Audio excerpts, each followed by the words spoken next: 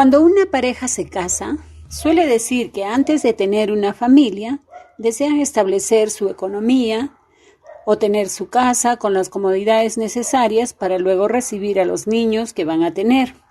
Entonces, ambos empiezan a trabajar duro para lograr ese objetivo.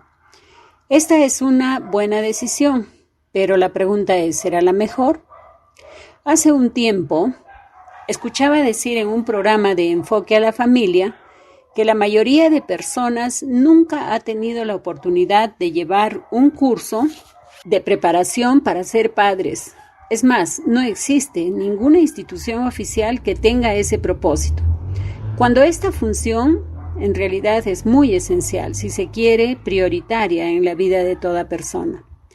Probablemente hasta se menospreciaría si se abriera en las universidades un programa para esta carrera importante para todo hombre y mujer que quiera vivir en una sociedad mejor. Las noticias abundan sobre lo carente de nuestra sociedad, y esto debido a hogares destrozados, padres que no saben qué hacer con sus hijos y abandonan el hogar, niños que crecen en las calles y la delincuencia abunda, etcétera y etcétera. Con todo este panorama, vemos que los padres necesitan tener una poderosa influencia espiritual en la vida de sus hijos. La influencia del mundo siempre ha sido muy fuerte sobre los niños y jóvenes, y ahora es mucho más. Las instituciones educativas lo que hacen es impartir conocimientos, pero no forman al niño con valores que le hagan una persona de bien.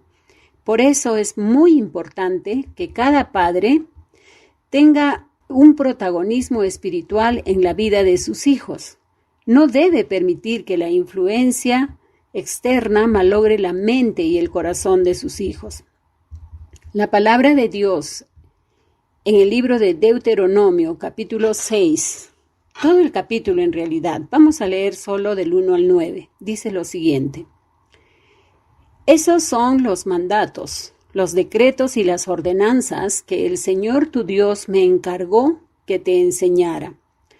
Obedécelos cuando llegues a la tierra donde estás a punto de entrar y que vas a poseer. Tú, tus hijos y tus nietos teman al Señor su Dios durante toda la vida. Si obedeces todos los decretos y los mandatos del Señor, disfrutarás de una larga vida.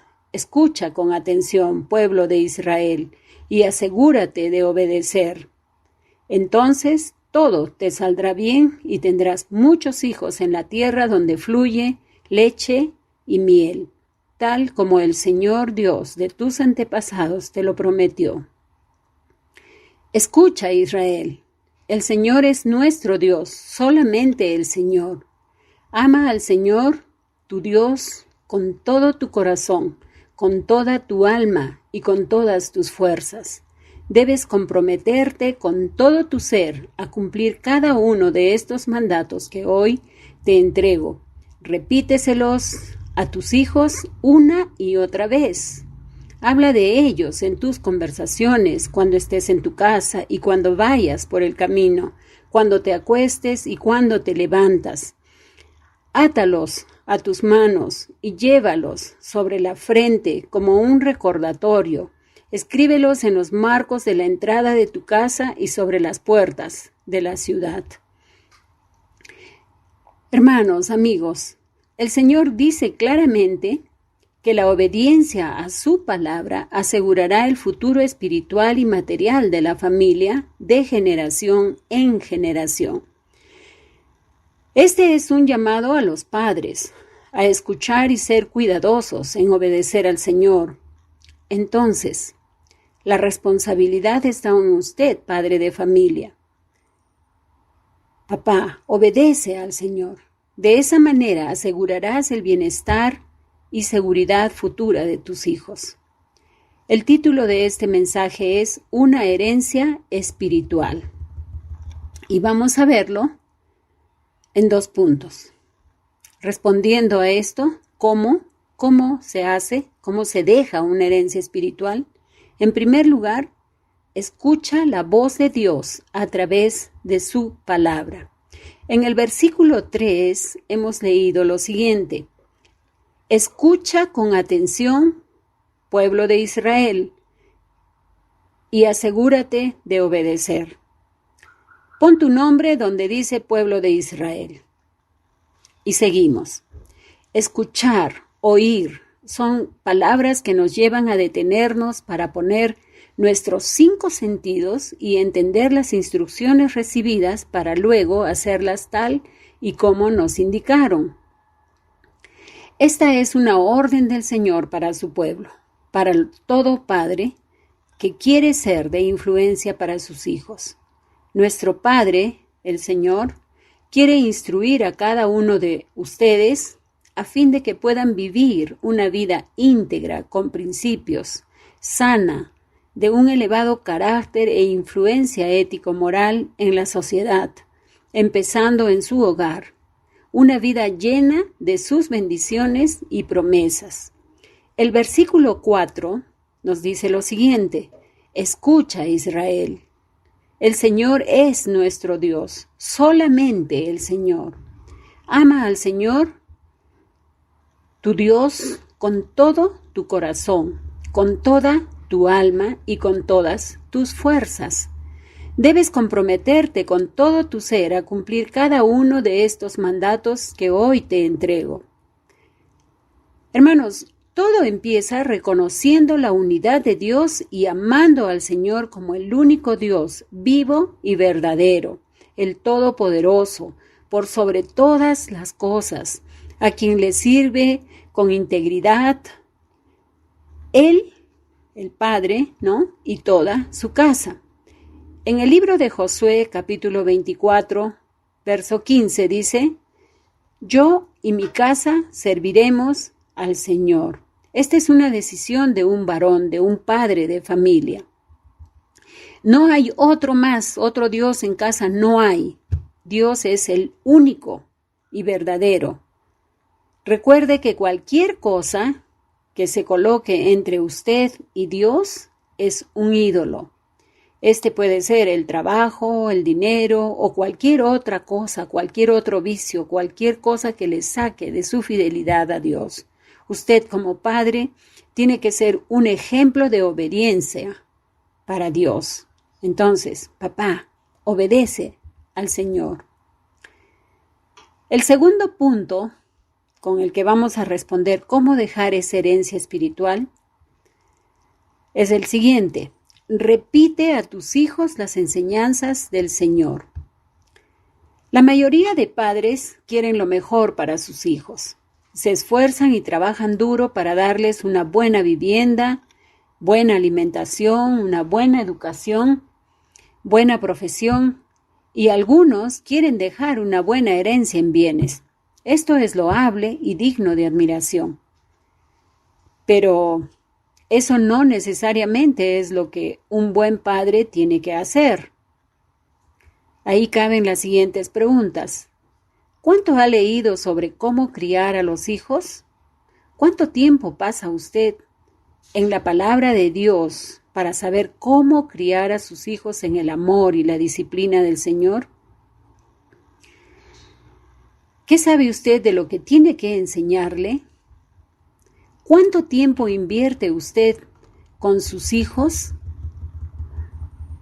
¿Cuánto tiempo pasa de rodillas ante el Señor por sus hijos? El versículo 7 nos dice lo siguiente: repíteselos a tus hijos una y otra vez. Habla de ellos en tus conversaciones, cuando estés en tu casa y cuando vayas por el camino, cuando te acuestes y cuando te levantes.